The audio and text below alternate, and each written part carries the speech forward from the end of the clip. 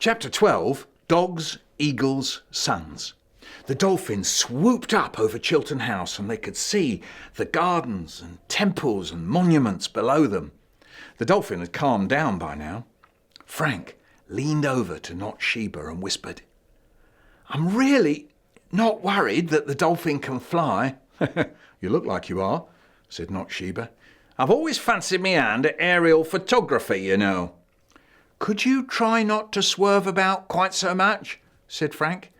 It makes me get a sick feeling in my stomach, and then I could sell the photos. I'd offer to take aerial pictures of people's houses and backyards. I could make quite a good living out of that, you know." On they flew. The landscape changed, and now they were flying over rivers and roads. "I'll avoid the towns," said the dolphin. "Some chump is bound to report us to police." Cars crawled along roads and rivers wrinkled over rocks. They flew over woods and valleys, villages and hills. "Ah, yeah, Lord Chiltern used to own all this hundreds of years ago," said the dolphin. You're swerving again," said Frank. "We're heading for moors now." "Well, it's better than being stuck on a picture with Master William and Miss Charlotte," said Not-Sheba. And still they flew on, the wind rushing in their ears, Not-Sheba pulling herself closer to Frank.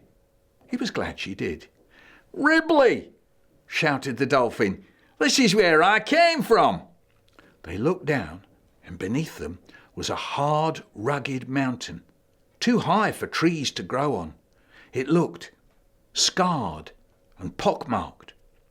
The dolphin nodded at the holes in the hillside. "Ah, yeah, that's the lead mines where Albert, Reuben, Davy, Billy, Charles—" "Oh, no, spare us," said Not-Sheba, "not that lot again."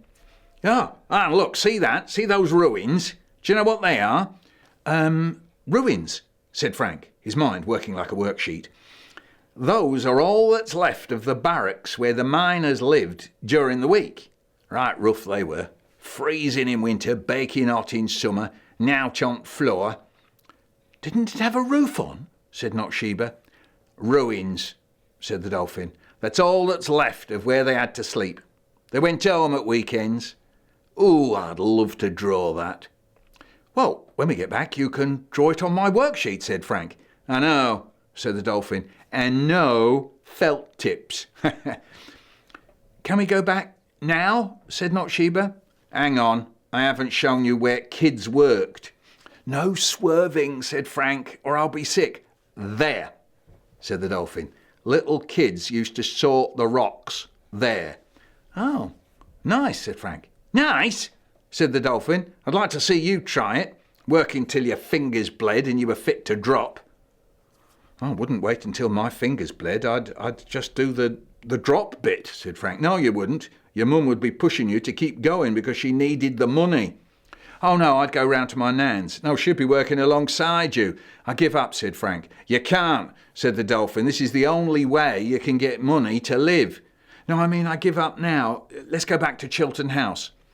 The dolphin was getting carried away. "Chiltern House? These are all Chiltern's houses, if you like. That's why you lived here. If you didn't work in the Chiltern mines, you got chucked out of your Chiltern house. The little tiny houses where you lived in, right, was a Chiltern house too, you know." "No," said Frank. "I mean the Chiltern house we were in before, where you sit on the roof all day with your mouth open." "That's right," said the dolphin, "and there are thousands of us sitting with our mouths open on the roofs of big houses all over the country. All of them good Chiltern lead, I tell you." "Time to go back down now," said Not-Sheba. "Right you are," said the dolphin. "Now you've seen it. Ribley and the great Chiltern lead mines." "I don't think I came from there," said Not-Sheba. "Oh, I'd love to take a great big wide-angle aerial photo of that lot," said the dolphin, heading back to the big Chiltern house. "I'd put it up in Great Hall so everyone could see what made Chiltern House."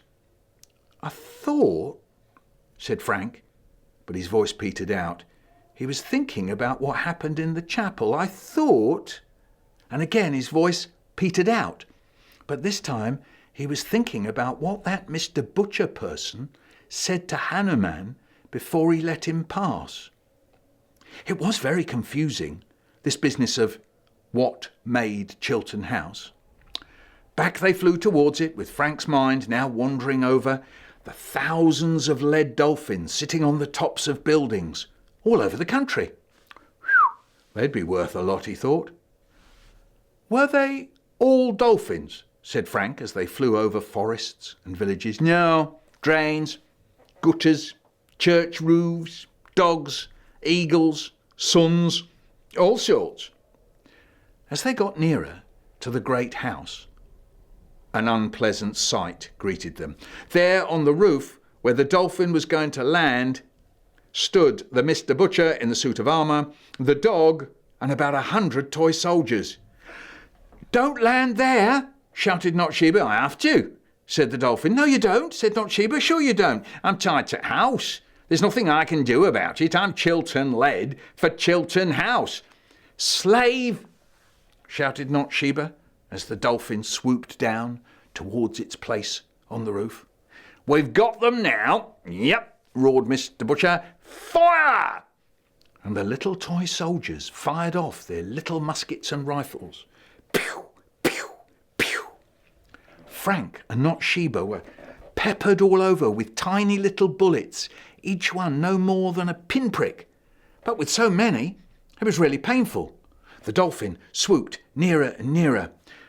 "They've got chains," shouted Not-Sheba. "They're going to chain us up." The toy soldiers were singing their grape shot shell and musketry. They found but little good when British soldiers were outside thirsting for their blood. "Sorry," said the dolphin, and landed in its place on the roof. Mr. Butcher and the dog seized Not-Sheba and Frank. "Oh, I'll never finish my worksheet now," said Frank. Not-Sheba wasn't cowed. She started yelling at this Mr. Butcher in armour. "Oh, go back yourself in your helmet, rusty bum. And the next time you want to speak, you have to use a tin opener to get your head out." Mr. Butcher in armour shook his fist. The dog snarled and said, "Your friend will be taken to a museum, cut open and examined in great detail in order to find out what he ate 3,000 years ago." "You were right," said Frank. "He was eating your peanut butter sandwich when we were in India, wasn't he, Frank?" said Not-Sheba. "Was he?" said Frank. Thanks for watching, and I hope you enjoyed the story about Frank's adventures at the stately home. Maybe the next time you visit a museum or stately home, you'll be able to look at the objects on display there and wonder where they came from and what their story is. You might want to write your own story inspired by them. Frank also appears in You're Thinking About Doughnuts, which you can find here on Kids Poems and Stories with Michael Rosen. Don't forget to subscribe to this channel. Just click on the bell to keep updated with all the latest vids that we post here.